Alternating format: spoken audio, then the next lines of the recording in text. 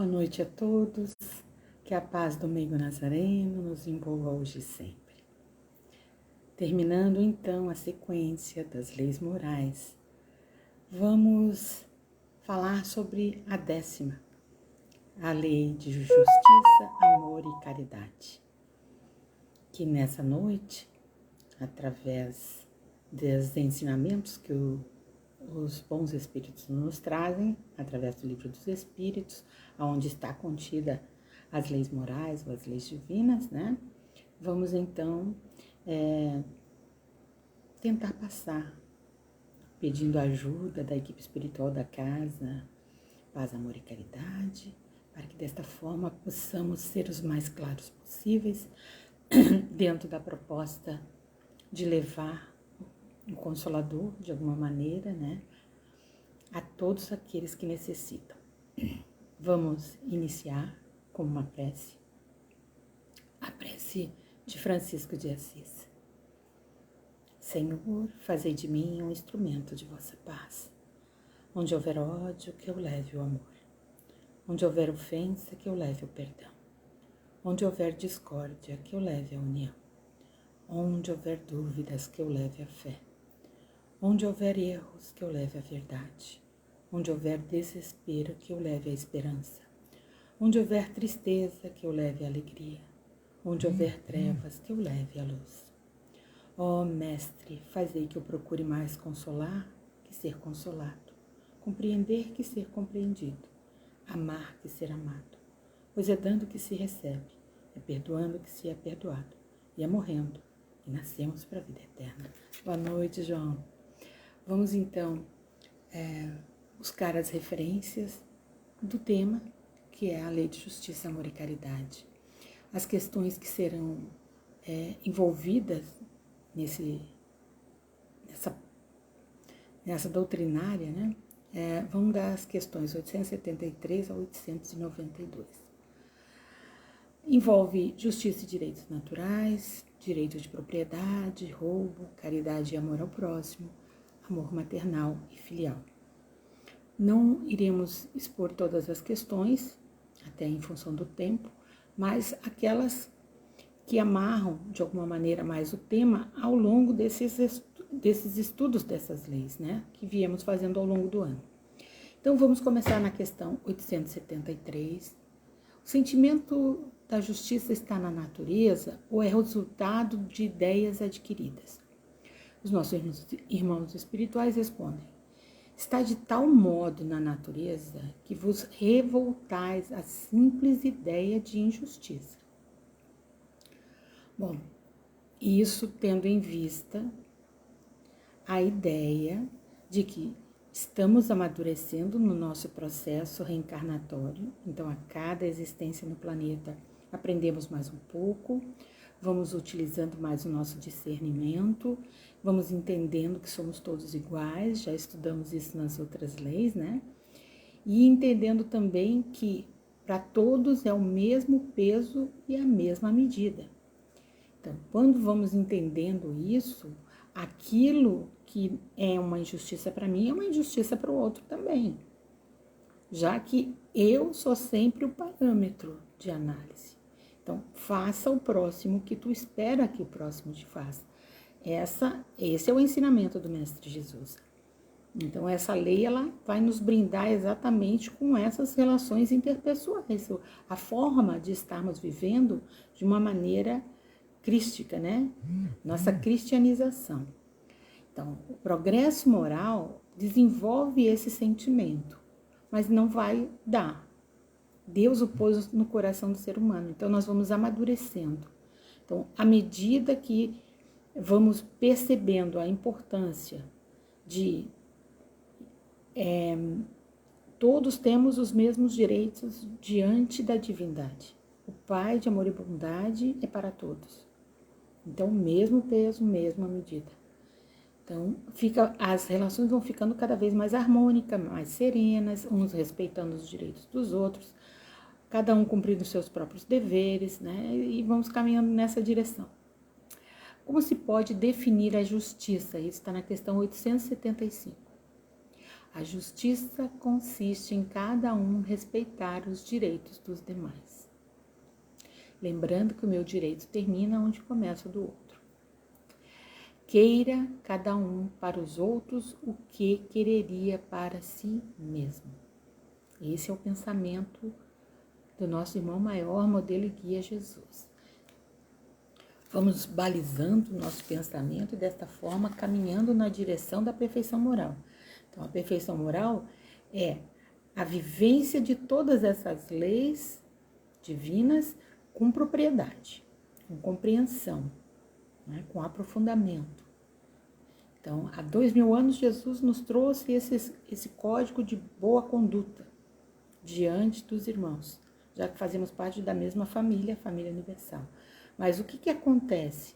Quase sempre. O nosso egoísmo, o nosso orgulho faz-nos achar que o mundo é só para nós. E isso é um equívoco total. Então, nós vamos aprendendo algumas coisas a cada encarnação. E desta forma, vamos entendendo melhor como se dá essas relações interpessoais no campo daqueles seguidores do Mestre Jesus. A questão 877 vai nos informar que a convivência social recomenda que nos respeitemos uns aos outros, partindo do essencial. Os nossos direitos terminam onde começam os direitos alheios.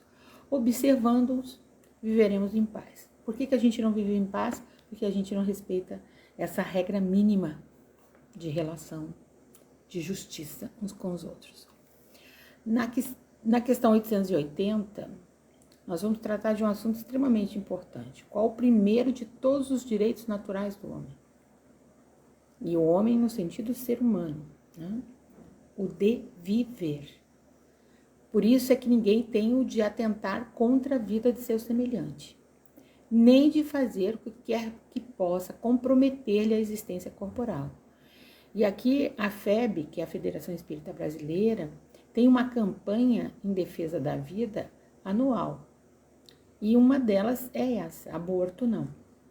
Todos temos direito à nossa encarnação, né? Então, como pessoas não abortadas, vão dar pitaco na existência de outro. Se nós tivermos a oportunidade de estarmos aqui no nosso exercício evolutivo, crescendo, nos aperfeiçoando, como que a gente vai tirar esse direito de nosso semelhante? Independente do que aconteça, é uma vida nova. Essa vida não pertence a ninguém, a não ser a Deus, né? Então, se o Pai a trouxe por esses caminhos, né, cabe a nós auxiliar para que esse ser iluminado siga a sua trajetória evolutiva aqui na Terra também. Então, é a importância de estarmos sempre lembrando que a vida vem em primeiro lugar. Na questão 881, o direito de viver dá ao homem o de acumular bens que lhe permitam repousar quando não mais possa trabalhar? E os espíritos respondem, dá, mas ele deve fazê-lo em família, como a abelha, por meio de um trabalho honesto, e não como um egoísta, que se aproveita do trabalho de outra pessoa, muitas vezes à exaustão, para enriquecer, né? Que não transmite ou não auxilia em nada essa pessoa que lhe serve. Não lhe fornece nenhuma condição para que ela possa crescer, para que ela possa se desenvolver e partilhar dessa riqueza que ela ajuda a construir. Então é bem diferente a maneira de pensar, porque você tem que pensar no outro como você pensa em você. E eu só penso coisas boas para mim. Essa é a ideia, né? Da empatia, de se colocar no lugar do outro, de agir com o outro como gostaria que o outro agisse com você. E assim, seguimos em frente. Na questão 882, tem o homem o direito de defender os bens que haja conseguido juntar pelo seu trabalho? E aí a frase é extremamente interessante. Não disse Deus, não roubarás? E Jesus não disse, dai a César o que é de César? Então, aquilo que tem a ver com a nossa vida de relação material, fruto do nosso trabalho, a gente vai até onde as energias nos permitem, né? As forças da vida nos permitem ir sendo um ser produtivo, até porque no campo das ideias podemos ser tranquilamente até os últimos dias de nossa existência, desde que nossa casa mental se mantenha em harmonia. E aí a gente vai perceber exatamente isso, que a gente não deve misturar as coisas. Se a gente veio com determinado padrão de vida, se hoje a gente tem uma certa qualidade de vida, fruto do nosso trabalho, na aposentadoria, né? Não tem problema algum você usufruir disso. O problema é a ganância. É sempre querer mais, é tirar a oportunidade de outro, ir ficando num ambiente de trabalho, mesmo quando você já não está mais em condições, nem física, nem mentais, nem emocionais. Então, é você que tem que entender qual é o seu limite. Porque é muito ruim quando um médico tem que dizer que você não tem mais condição, né? Então, enquanto estamos saudáveis, vamos trabalhando, vamos partilhando, vamos ensinando aquilo que já sabemos, né? Facilitando a vida daqueles que vêm na mesma trajetória por onde nós trilhamos. Mas, por que não cuidar daquilo que eu construí dentro da caminhada? Bom, na questão 886, qual o verdadeiro sentido da palavra caridade? Como entendia Jesus? Benevolência para com todos, indulgência para as imperfeições dos outros, perdão das ofensas. Vejam, cada uma dessas é uma doutrinária diferente, né? Tem tanto conteúdo dentro de cada uma, mas vamos apenas pontuar cada uma, para que a gente possa englobar essa ideia de caridade com maior compreensão, já que ela é a essência dessa lei, né? Fazer o bem sem ver a quem. Então, a benevolência é um sentimento que desperta a alegria no coração, que faz com que se olhe outro com o mesmo olhar com o qual se olha a si mesmo, que se desnude com alegria para vestir o irmão, assim como partilha alimentos com quem tem fome, ide ao encontro do infortúnio, ao socorro das misérias ocultas. Lembrai-vos sempre das palavras do Mestre Jesus. Quando vestirdes um destes pequeninos, pensai que é a mim que o fazeis. Então, toda vez que nós temos uma atitude de fazer o bem, temos que ter em mente que estamos fazendo para o Mestre. É óbvio que ali está um irmão meu. Estou auxiliando em nome de Jesus, porque foi com ele que eu aprendi que somos todos iguais e que todos devem se ajudar mutuamente. Se desejamos a paz, temos que orar pela paz, mas não só orar, mas ter atos que nos levem a vivenciar uma vida pacificadora. Entre elas, o uso da palavra, do tom, da serenidade, da amorosidade. Então, estamos dentro desse caminho. A indulgência não vê os defeitos de outrem, ou se os vê, evita falar deles, divulgá-los. Não tem maledicência, né? Ao contrário, vai ocultá-los, a fim de que não sejam conhecidos senão dela. E se a malevolência os descobre, tem sempre uma desculpa para o abrandar. Quer dizer, é sempre aquela pessoa que vai interromper aquela conversa, que não vai dar em nada e que é antiética, porque quase sempre se fala de uma pessoa quando ela não está perto. Então, ela não pode se defender. Então, tudo isso faz parte das nossas relações. Então, vamos lá. E o perdão? Bom, perdão tem níveis evolutivos, né? Num primeiro momento, você desculpa. É uma primeira fase dessa relação com o perdão. Numa segunda fase, você vai esquecer o mal sofrido. Bom, mas o único detalhe é que, tanto desculpando quanto tentar buscar esquecer o mal, já veio para o registro da casa mental. Então, toda vez que a situação ocorrer, a tendência é aquela situação voltar, o sentimento meio que se reacender. Então, nós temos que partir para uma terceira etapa, que é o objetivo real que Jesus trabalhou a ideia do perdão, que é o não registro da ofensa. Porque se você não registrar, você não vai precisar de mais nada, porque você não se ofendeu, você não se magoou, você não se ressentiu, porque você não registrou. Você não trouxe para dentro do teu campo emocional algo que não lhe pertence. Essa é a ideia de perdão. Por isso, não perdoar apenas 7 vezes, mas 70 vezes 7 vezes cada ofensa. Isso é, sempre. E para perdoar sempre é não registrando a ofensa. Muitas vezes as pessoas têm tanta poluição emocional e elas ficam o tempo todo jogando aquilo para fora. Você apenas está ali, sendo aquele que está momentaneamente no lugar onde ela está fazendo esse extravasamento. Isso não quer dizer que é para você. E isso não quer dizer que você tem que recolher isso. Isso é lixo emocional de outro. Então, a pessoa está fazendo um desabafo, você simplesmente deixa desabafar, né? Não registra a ofensa. E segue sua caminhada. Vai ver que vai sofrer menos, vai ser muito mais feliz, né? Vai estar muito mais de bem com a vida. A falta de perdão, sim, vai acarretar uma série de coisas. Ela vai alimentar o ódio, a mágoa, o ressentimento, a raiva, o desespero, podendo gerar, inclusive, perda de confiança, ondas mentais negativas que podem se tornar enfermiças.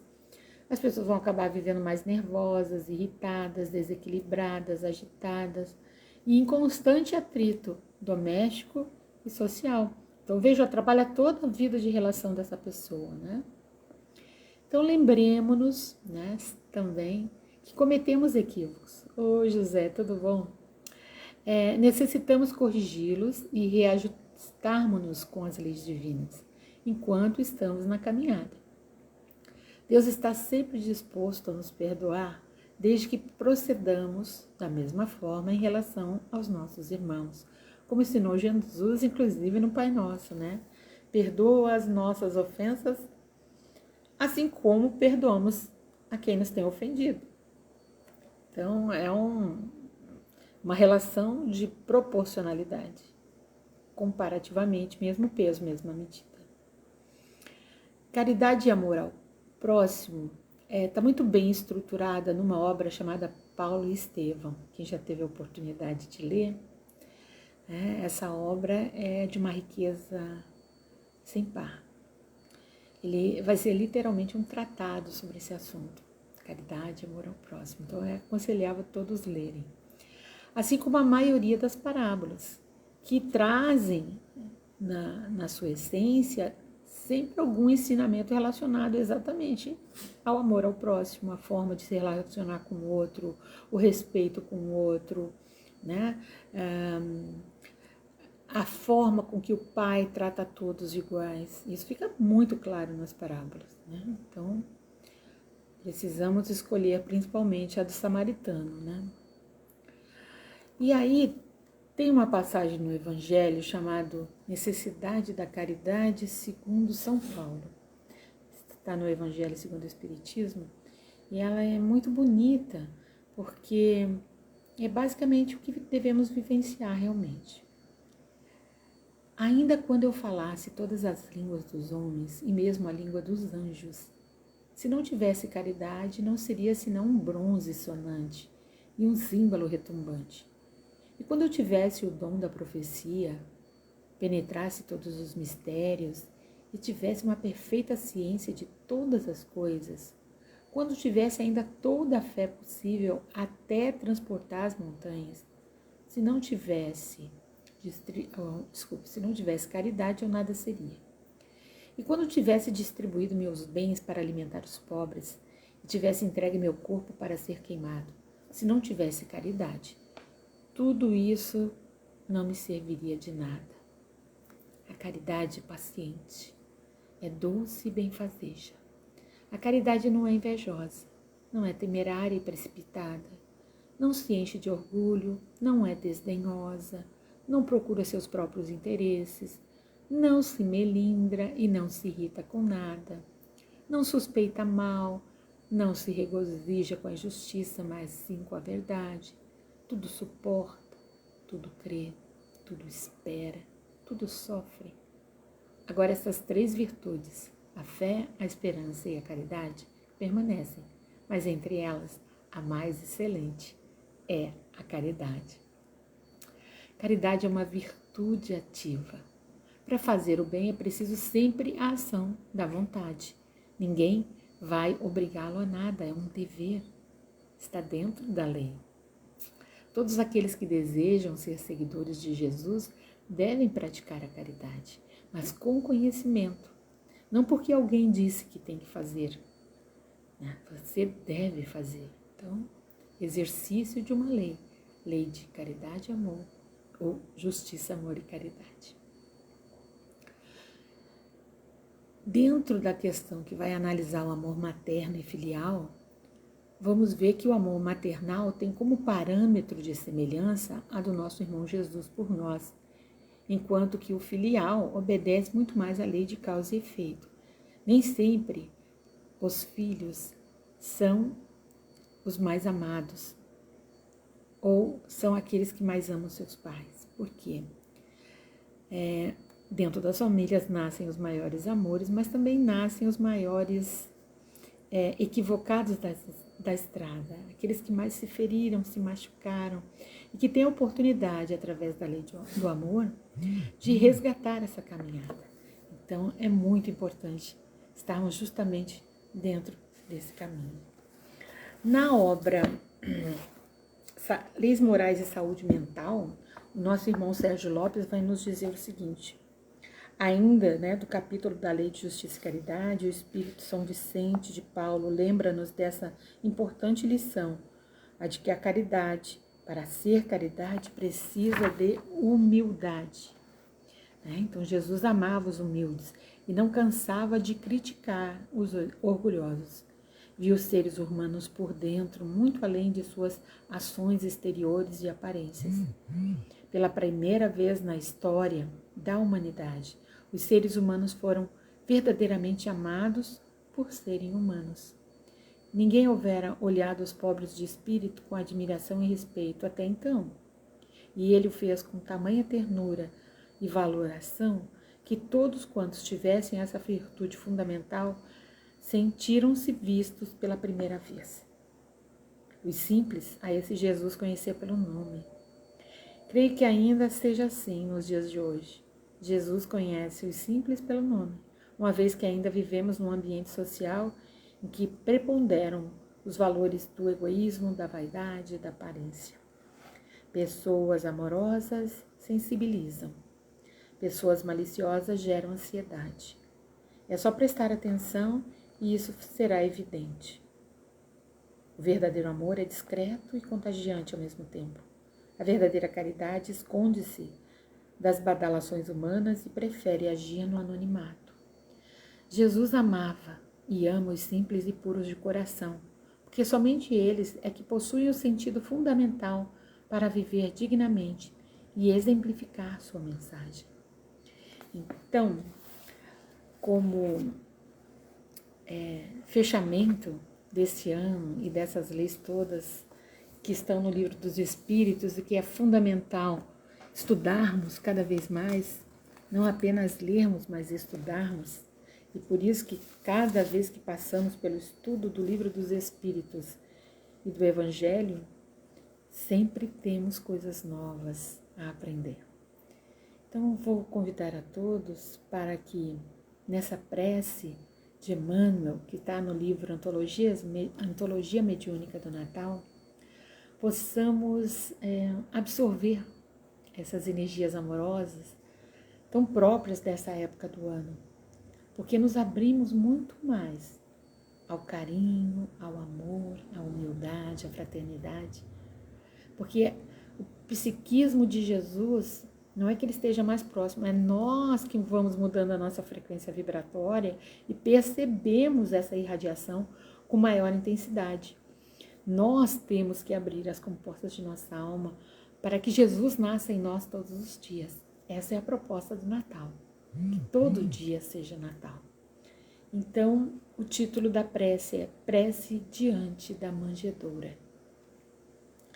Senhor, diante da manjedoura, em que nos descerra o coração, ensina-nos a abrir os braços para receber-te. Não nos relegue ao labirinto de nossas ilusões, nem nos abandones ao luxo de nossos problemas. Vimos ao teu encontro, cansados de nossa própria fatuidade. Sol da vida, não nos confie as trevas da morte. Fortalece-nos o bom ânimo, reaviva-nos a fé, induze-nos a confiança e a boa vontade.